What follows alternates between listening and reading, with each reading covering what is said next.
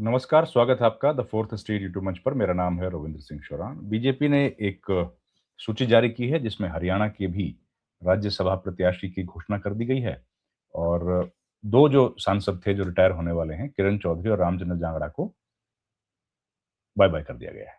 तो इसके पीछे राजनीति क्या है और क्यों किरण चौधरी, रामचंद्र जांगड़ा, कुलदीप बिश्नोई सरीखे लोगों को इग्नोर किया गया है? कोई खास कारण है? जानेंगे जाने-माने वरिष्ठ पत्रकार जगदीप सिंधु साहब से। जी, जगदीप जी नमस्कार, स्वागत है सर आपका। जी, शुक्रिया। सर ये क्या राजनीति हुई थोड़ा बताइए ना?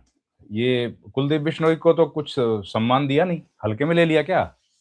या राजनीति उनकी भी फुल स्टॉप लगा दिया खट्टर ने, मनोहर लाल खट्टर साहब ने? देखिए, ये जो भारतीय जनता पार्टी ने अपने उम्मीदवार की जो घोषणा की है, इसमें सीधा-सीधा सा एक बड़ा संदेश है और वो संदेश ये दिखाई देता है कि ये मनोहर लाल खट्टर जी की पसंद जो थी उसी को तरजीह पार्टी में दी गई है और उससे ये स्पष्ट हो जाता है कि हरियाणा में आज भी मनोहर लाल खट्टर लॉबी का कितना बड़ा प्रभाव है, एक बात। दूसरी बात ये है कि जिनकी अलाइनमेंट मनोहरलाल खट्टर के साथ नहीं है राजनीतिक तौर पे, हरियाणा में उनकी राजनीति भारतीय जनता पार्टी में लगभग आप देखेंगे कि सीमित होती चली जा रही है। ये हुँ, दूसरी बात। और कुलदीप बिश्नोई का जहाँ तक सवाल आता है, कुलदीप बिश्नोई के बारे में क्योंकि सबको मालूम है कि पॉलिटिकली इनका अपना एम्बिशन रहा है और ये भी तय है राजनीति में कि सभी को मालूम होता है कि व्यक्तिगत स्वार्थ जो है, व्यक्तिगत महत्वाकांक्षा और व्यक्तिगत स्वार्थ राजनीति में कोई ज्यादा बड़े मायने नहीं रखते।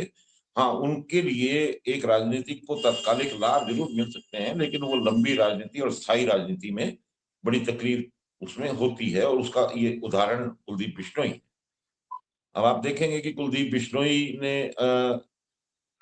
अपने इस अभियान के लिए बहुत से लोगों से मुलाकात की, कई बार उनकी ट्विटर पे, अन्य स्रोतों में, सोशल मीडिया पे वो अपनी फ़ोटो भी जारी करते रहे, बड़े लोगों से मिलने की और बड़े लोगों से मतलब है कि पार्टी के शीर्ष नेतृत्व से मिलने की।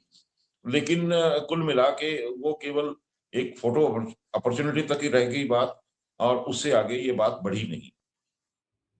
ये उनका एक प्रयास था और जिस अब एज भी हो रही है और जिस स्थिति में वो पहुँच गए हैं, उसमें उनको लगता था कि ये एक ऐसा अवसर है जिसके द्वारा वो राजनीति में प्रासंगिक बने रहेंगे और अपनी राजनीति को आगे लंबा खींच पाएँगे। लेकिन भारतीय जनता पार्टी ने उनको इस तरह से अ अ, स्वीकार नहीं किया इस उम्मीदवारी के लिए और इससे ये लगता है कि उनकी राजनीति भारतीय जनता पार्टी के सदस्य के रूप में भारतीय जनता पार्टी के साथ एक तरह से सीमित सी होती जा रही है।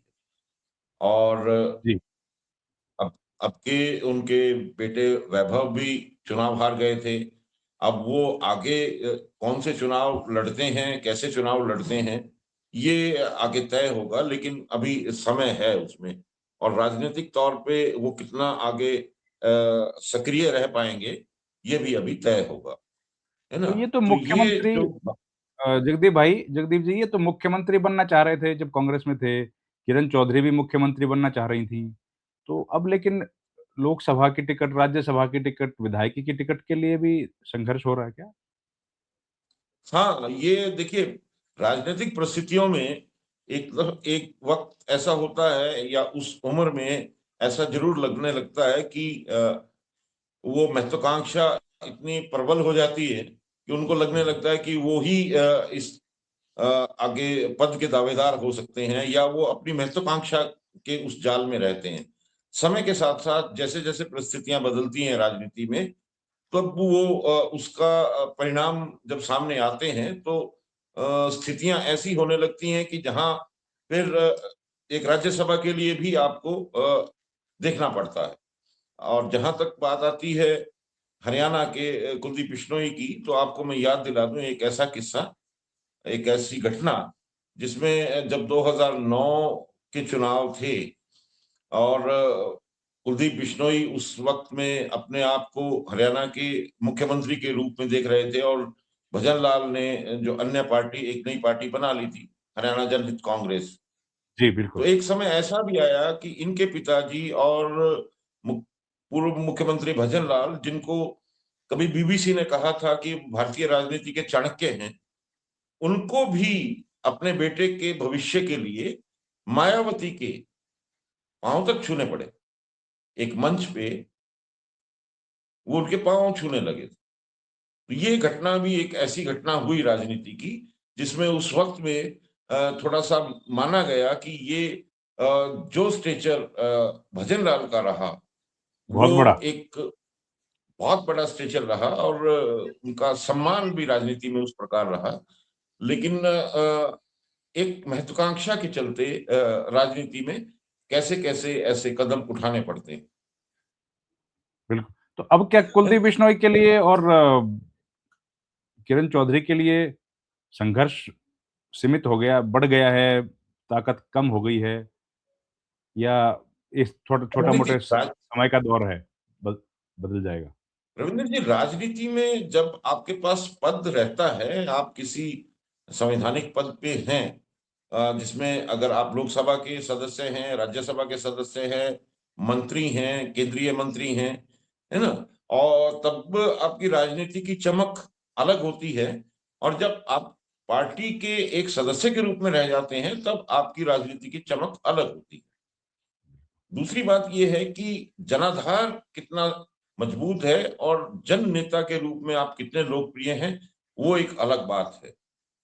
राजनीति अगर पार्टी आधारित और लोकतांत्रिक चुनावी राजनीति आप करते हैं, तो उसका समय और उसका जो करवटें हैं, वो बहुत होती हैं, बहुत तरह की होती हैं। अलग-अलग लोगों को अलग-अलग समय पे उन कसौटियों पे खरा उतरना पड़ता है, लेकिन बहुत से लोग ऐसे हैं जो शायद उस रेस में, उस दौड़ में उतना सफल नहीं हो पाते और वक़्त के साथ-साथ धीरे-धीरे सीमित होते चले जाते हैं। ये चुनावी लोकतंत्र जो और चुनावी राजनीति जो है, उसमें ये एक बड़ी यूँ कह लीजिए कि खामी भी है और ये उसका एक कैरेक्टर भी है, चरित्र भी है या उसकी एक तासीर भी कह सकते हैं इसको।